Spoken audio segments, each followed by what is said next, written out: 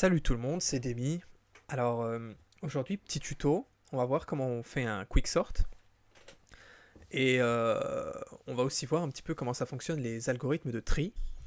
Mais on va surtout se focaliser sur le quicksort, on va l'implémenter ensemble et puis voilà, je vais essayer de donner un maximum d'explications et comme ça vous pourrez le refaire chez vous.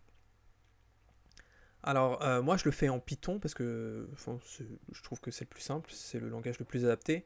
Mais en soi, normalement, enfin, c'est faisable dans tous les langages et vous prenez pas trop la tête avec le langage. Normalement, c'est juste l'aspect plus théorique derrière qu'on va essayer de voir ensemble. Alors, le quicksort, qu'est-ce que c'est? Le quicksort, c'est un algorithme de tri. Donc, typiquement, ici, j'ai une liste d'éléments, donc 5, 4, 3, 2, 1, 0, 6, 7, 8, 9.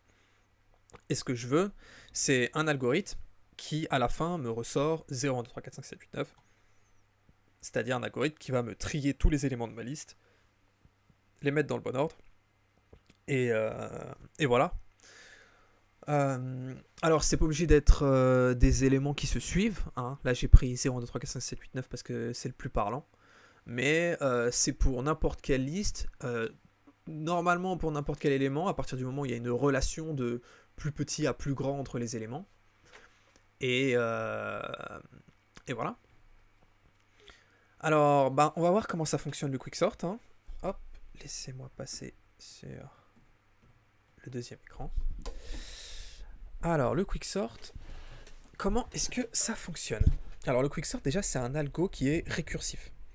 Ce que ça veut dire, c'est que c'est un algo qui va se relancer plusieurs fois lui-même sur ces données qui se modifient au fur et à mesure, jusqu'à ce qu'on tombe sur un cas d'arrêt. Donc, je pense que je vais commencer par expliciter les cas d'arrêt tout de suite. Et malgré le fait que ça donne pas trop de logique, enfin, ça donne pas trop de le comment du pourquoi au début, je pense que c'est quand même intéressant de commencer par ça. Alors déjà, l'algorithme du quicksort, ce qu'on peut dire, c'est que si on fait l'algorithme quicksort sur... Ah, pardon. C'est où? C'est là. Voilà. Ça marche pas. Si, ça marche. Si on fait l'algorithme quicksort sur une liste vide, ce que ça nous renvoie, c'est une liste vide. Si on fait l'algorithme du quicksort sur une liste avec un seul élément dedans, ça renvoie une liste avec un seul élément dedans. Donc, pour l'instant, ça peut paraître un peu bête, et on peut pas trop comprendre pourquoi, mais en vrai, ça va faire beaucoup de sens pour la suite, parce que c'est super important de se dire ça. Le quicksort, s'il trouve une liste vide, il renvoie juste la liste vide. S'il trouve une liste avec un seul élément, il renvoie juste la liste avec un seul élément. Ce qui paraît logique, vu qu'une liste vide, c'est trié, et une liste avec un seul élément, c'est trié aussi. Maintenant, du coup, il nous reste quel autre cas? Toutes les listes qui possèdent plus d'un élément. Donc typiquement, par exemple, 5, 0, 1. Non, on va pas faire 5, on va faire... hop. Ça vire. On va faire... 2, 0, 1, je pense que c'est bien. Maintenant, on a une liste composée des éléments 2, 0 et 1. Donc on aimerait la trier en fait. Comment est-ce que ça fonctionne? Le quicksort, déjà, ce qu'il va faire, c'est qu'il va commencer par déterminer un pivot. Donc, le pivot, c'est simple, c'est le premier élément de la liste. Une fois qu'on a déterminé notre pivot, ce qu'il faut qu'on détermine, c'est la liste des éléments qui sont plus petits que notre pivot, ainsi que la liste des éléments qui sont plus grands que notre pivot. Donc, du coup, on a déterminé... Ah, c'est pas la bonne couleur. On a déterminé notre pivot. Maintenant, il faut qu'on détermine la liste des éléments qui sont plus petits. Donc la liste des éléments plus petits, c'est 0. Et c'est 0, 1. Et la liste des éléments qui sont plus grands que 2, il n'y en a pas. Et du coup, en fait, ce qu'il faut faire maintenant, c'est placer notre pivot au milieu, ici. Et en gros, intuitivement, ce qui est en train de se dérouler, c'est que ici, on a la liste des éléments qui sont plus petits que notre pivot. Ici, on a la liste des éléments qui sont plus grands que notre pivot. Enfin, 0, 1, c'est la liste des éléments plus petits que notre pivot.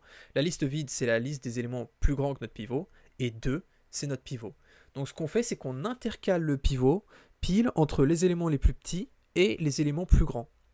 Et en fait, là où ça fait du sens, c'est que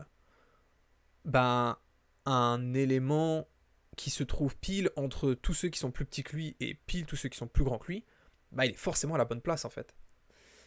Et en gros, on va utiliser ce tricks, on va utiliser ce procédé récursivement sur tout ce qui reste en éléments pour faire en sorte d'avoir une liste triée. Donc, qu'est-ce que ça veut dire ça? En gros, ce que ça veut dire, c'est ce qu'on avait dit de base, c'est qu'une liste vide, ça renvoie une liste vide. Ok? Donc ça veut dire que ici, on a gagné en fait. On a trié notre liste. Une liste avec un seul élément, ça renvoie la liste avec 7 éléments. Donc on a gagné. Et maintenant, il ne nous reste plus que notre 0,1. Du coup, comment est-ce qu'on va faire pour notre 0,1? Parce qu'il nous reste toujours du coup cette liste avec 2 éléments dedans. Et on va relancer l'algorithme du quicksort sur le 0,1. Du coup, on redétermine un pivot qui est le 0. Et une fois qu'on a déterminé notre pivot qui est le 0, tous les éléments qui sont plus petits que 0, il n'y en a pas. Ensuite, on intercale le pivot qui est 0 juste ici. Ok. Et ensuite, tous les éléments qui sont plus grands que 0, ici dans notre liste, c'est juste l'élément 1. Et du coup, comme vous pouvez voir, on se retrouve bien avec une liste vide, une liste avec un seul élément et une liste avec un seul élément. Et vu que c'est un algorithme récursif, tout ce qui se trouve ici est réinjecté à cette place-là. Et du coup, le résultat final de tout ce qu'on a, c'est liste vide, 0, 1, 2, liste vide. Et quand on concatène tous ces éléments, ah oui, parce que les plus, c'est des opérations de concaténation, ça veut dire que c'est des listes, on les colle ensemble. Une liste vide et 0, ça fait 0. 1 et 2, ça fait la liste 1, 2, et la liste vide, voilà. Et du coup, ça fait bien la liste 0, 1, 2. Et comme vous pouvez voir, on a bien réussi à trier notre liste. Alors, je ne sais pas si tout a été clair, mais ce qu'on va faire maintenant, c'est qu'on va passer à l'implémentation.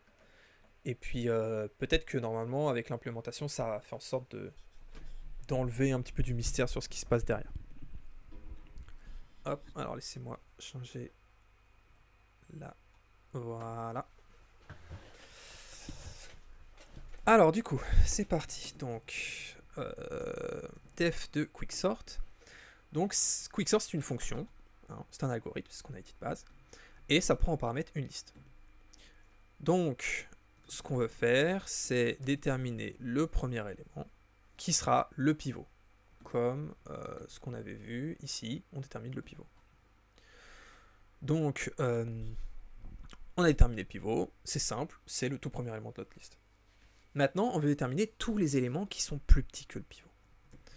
Donc, tous les éléments qui sont plus petits que le pivot, je vais les mettre dans minor. Ok. Et je vais faire un parcours de ma liste. Hop.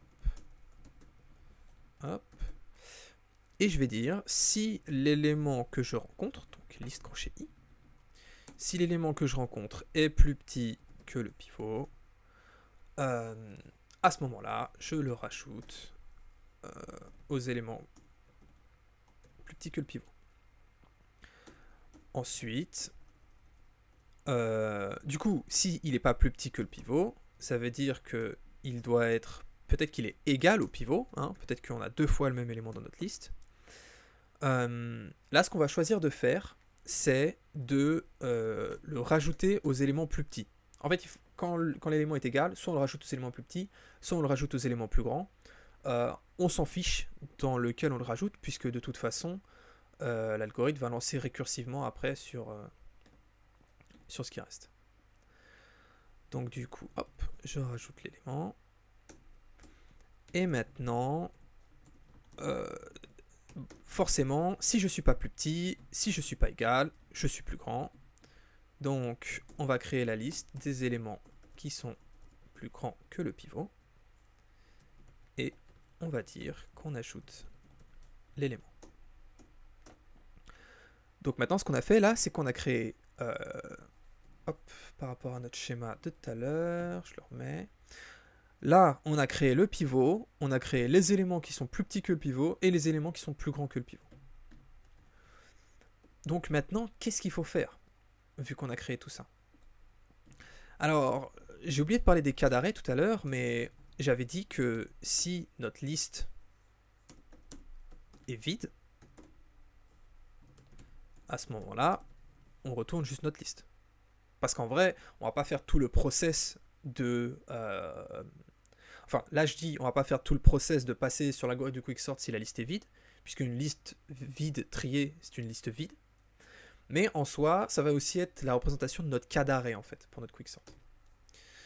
Donc c'est important de l'écrire ici. Pareil, si notre liste ne possède qu'un élément, donc si la longueur de la liste est égale à 1, même principe, on renvoie notre liste. Parce que, en gros, typiquement, ici, je vais écrire un commentaire, ici, c'est égal à ça.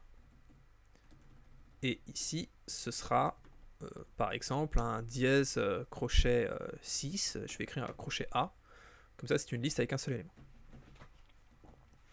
Voilà, donc maintenant, en gros, j'ai géré le cas où je n'ai aucun élément, le cas où je n'en ai qu'un seul, et ça, en gros, c'est tout ce qui va se passer pour les listes qui ont plus d'un élément. Donc on détermine le pivot. Oh, pardon. On détermine le pivot, on détermine ce qui est plus grand, ce qui est plus petit. Et maintenant, c'est là où la magie, un petit peu, on va dire, du quicksort apparaît. Alors, ce qu'on aimerait faire de manière un peu intuitive, c'est écrire ça. Alors, déjà, sans parler du fait que pivot, ça doit être une liste. Là, ce qu'on fait, c'est qu'on dit, bon, bah, du coup, on a déterminé l'élément qui se trouve entre les plus petits et les plus grands, donc je le mets au milieu. Je dis, à gauche, j'ai les plus petits, à droite, j'ai les plus grands. Voilà, j'ai gagné. Sauf que le problème, c'est que, comme ce qu'on avait vu sur notre exemple, si vous regardez la liste... ouais, bon, là, on n'a pas de chance parce que... ici, je voulais dire que ici, en fait, la liste 0,1, ce sont les éléments plus petits que 2, mais rien ne nous assure que cette liste est triée, en fait. Du coup, il faut relancer l'algorithme du quicksort dessus. Bon, ici, on a de la chance parce qu'elle est triée, mais rien ne nous dit que cette liste va être triée. C'est pour ça que récursivement, hop, je récupère ma souris, récursivement, il ne faut pas juste écrire minor, il faut relancer l'algorithme du quicksort sur les éléments plus petits, ainsi que relancer l'algorithme du quicksort sur les éléments plus grands. Et là, normalement, j'ai pas de configuration Python, du coup, je peux pas lancer. Ça va prendre 2 secondes. Script pass.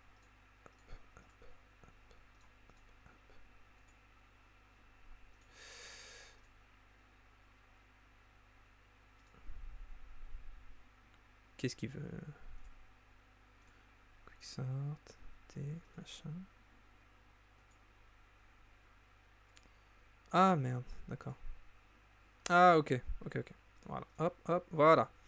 Et du coup, maintenant, ce que je peux faire, c'est print ma liste. Donc, ça va m'imprimer ma liste. Et ensuite, on va print ma liste en lui appliquant le quicksort. Et on va voir ce que ça donne. Ah, maximum, nanana. Ok. Alors, ici, c'est parce que déjà, en plus, il y avait des petites vagues en dessous, c'est normal. C'est parce qu'il ne faut pas spécifier si une liste est égale à une liste vide parce que ça fait bugger Python. Ok, ça n'a pas fonctionné. Pourquoi est-ce que ça n'a pas fonctionné? Tout bonnement parce que...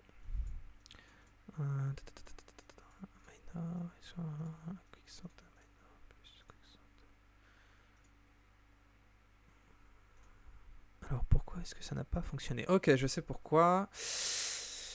Parce qu'en gros, déjà... ok, je vais expliquer. Alors, en gros, ce qu'il a fait là, c'est qu'il essaye de comparer le pivot avec lui-même.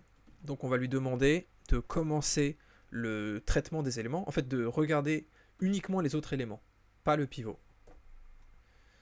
Et donc, là, ça ne marche toujours pas parce que...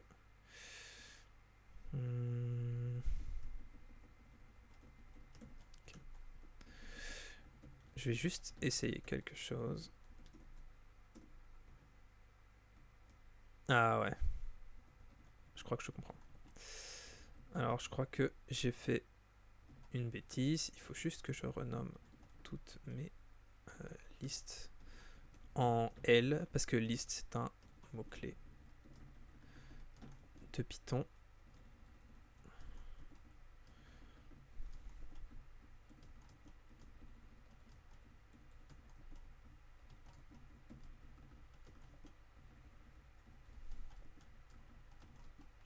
Ok. Alors, qu'est-ce qu'il veut, celui-là?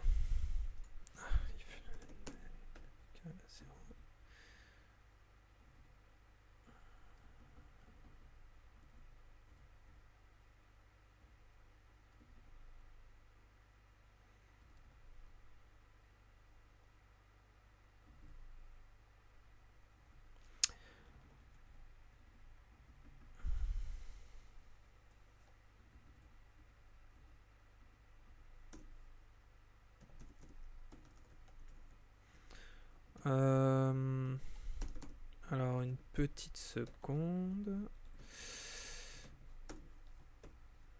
Ah, ok, d'accord. Bon, alors je suis désolé. J'ai pas bien compris ce qui lui est arrivé, mais maintenant ça fonctionne. Donc, en fait, juste je me suis embrouillé au niveau des noms. Je sais pas ce que j'ai changé ici. L, quicksort de L. Enfin bon, bref. Donc en gros, maintenant, on peut voir que ça fonctionne, que ça nous trie bien une liste. Et en plus, ce qui est intéressant, c'est que c'est l'algorithme de tri de liste qui est le plus rapide. Alors, c'est clair et net, il n'y a pas de plus rapide que le quicksort. Maintenant, voilà, vous savez comment faire un quicksort. Je vais quand même essayer de... Je vais écrire une version plus compacte. Parce que là, ce que j'ai écrit en Python... En fait, on va voir des espèces de raccourcis pour faire en sorte que ce soit plus compact. Mais en soi, lorsqu'on check la longueur de la liste, si c'est égal à 0 ou à 1, on peut checker directement si c'est plus petit que 1. Pareil, on peut dire que notre pivot, c'est la position 0. Et ça, c'est des petits tricks Python. On va voir ensemble comment ça fonctionne. X in L crochet.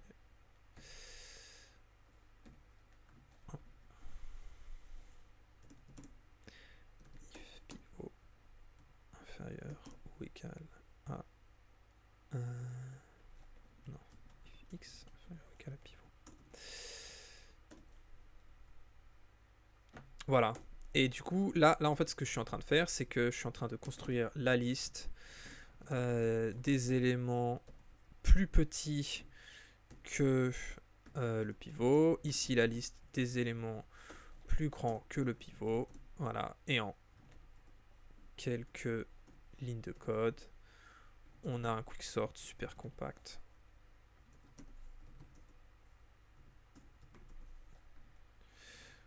Voilà.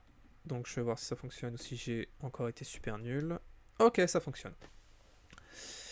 Bon bah voilà, c'était l'algorithme du quicksort.